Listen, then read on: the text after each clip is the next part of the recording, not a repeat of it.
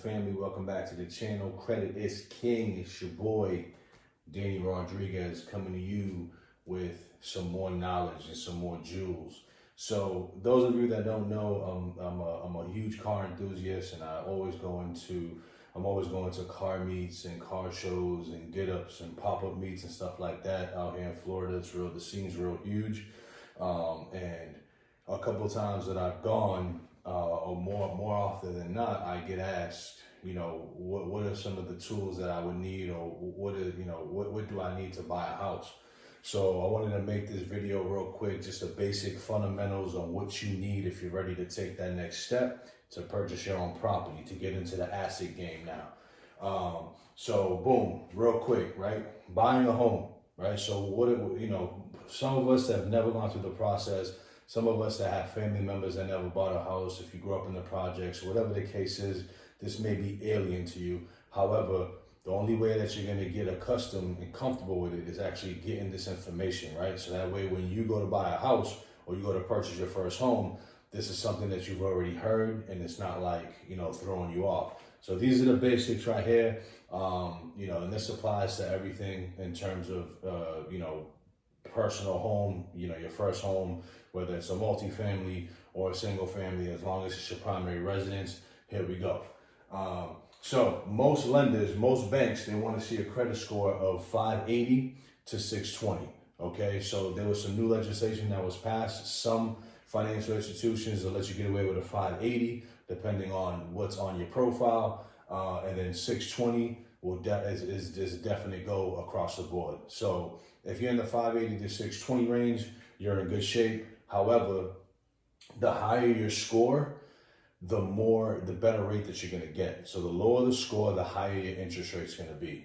I mean, that's just the price you pay when you have bad credit or when you have challenged credit, however you wanna put that. But just keep in mind that the higher your score, the better rate that you're gonna get. And given the fact that right now interest rates are at their all-time low, it's the best time to buy. It's the best time to actually take advantage of this opportunity.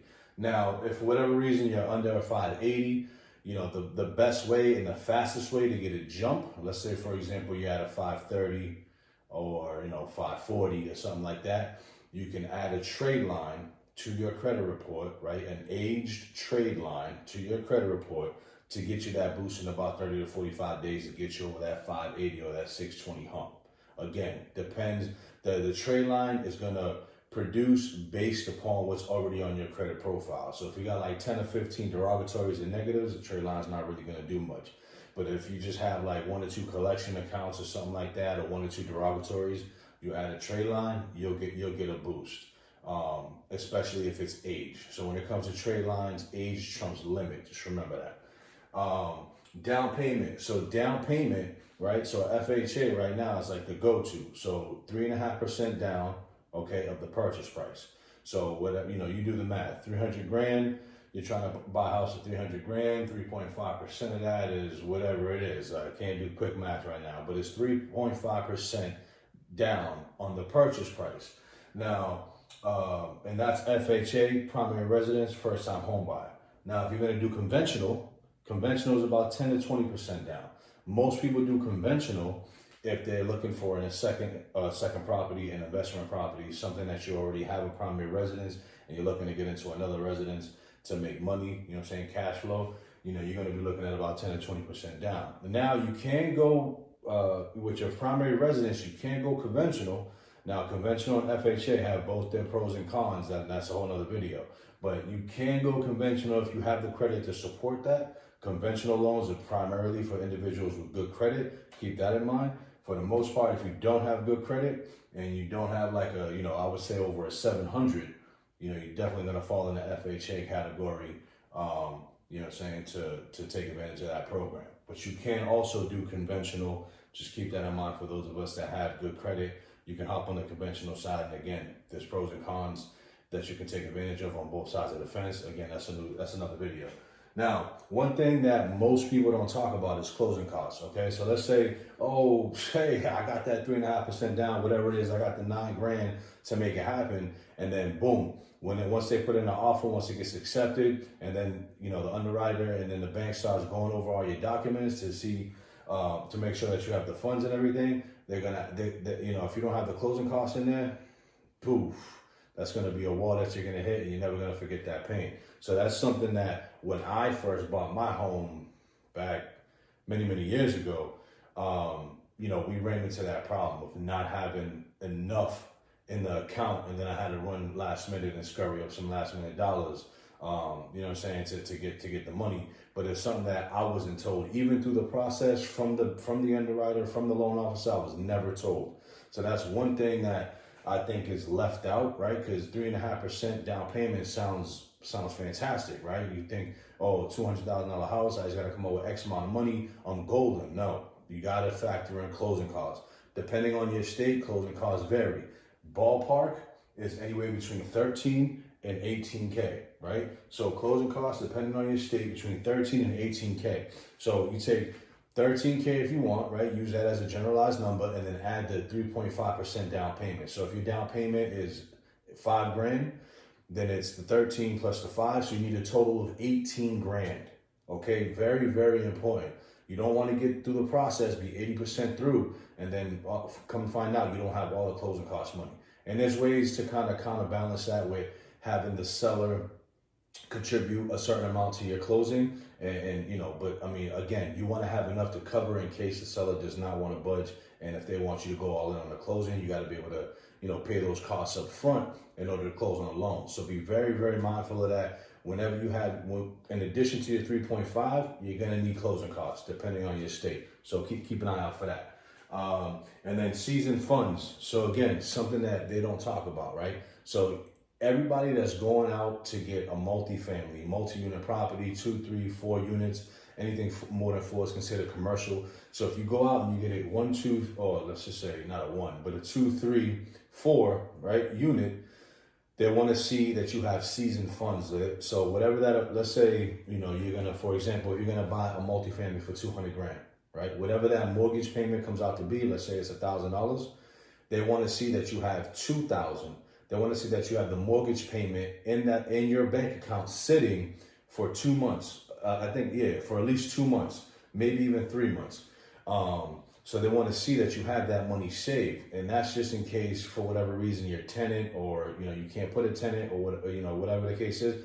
If they don't pay you, you got to be able to sustain that on your own. So they want to, it's called seasoned funds. So they want to make sure that you have enough, that you can save up enough money, right, for a couple of months on your own, in addition to paying all your other expenses and bills, right? So very important. Another thing to know is you got to have the funds seasoned for, I think, 2 to 3 months before they can actually utilize those. And then again, you know, there's ways, you know, you can get like gift down payments for FHA. Like if somebody, you know, like if your mother was going to give you a down payment to get your first property, you know, you can get a gift, and you can use, you know, you can have your mother give you the money, write you a letter. She has to show where the money came from, making sure it comes out of her bank account. And then, you know, they'll accept that as, you know, funds entering your bank account as a gift, as a down payment, but not closing costs and not seasoned funds. So, you know, that may, you know, it may be a little confusing right there, but if you have any questions, drop them in the comments below, and I'll make sure that I answer any of your questions. But again, this is something that I get all the time. So I figured I'd do a video, you know, for you guys that follow me on Facebook, Instagram, you know what I'm saying? And you hit me, you know who you are.